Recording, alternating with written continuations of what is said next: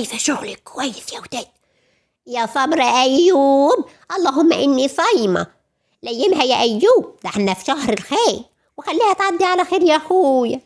ولسانك طويل كمان، وإن ما ليمتاش هتعمل إيه؟ هتعمل إيه؟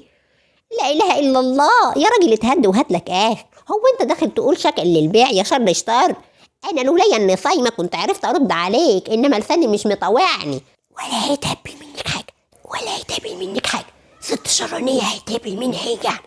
يا أيوب عيب، العيل يسمعوك يبقى شكلنا إيه قدامهم؟ هو أنت ما تعرفش إن في حاجة اسمها صيام اللسان والجوارح يا راجل أنت؟ ولا معلومكش غير صيام الباط؟ يا راجل بدل ما تقوم تصلي لك ركعتين وتستعيذ بالله من الشيطان الرجيم، نازل تلقح بالكلام ليه؟ قوم يا اخويا، ربنا يهديك، خلي رمضان يعدي من غير ذنوب، كفايه اللي فينا، الله لا يسيئك. اعوذ بالله من الشيطان الرجيم، اللهم اني استغفرك واتوب اليك.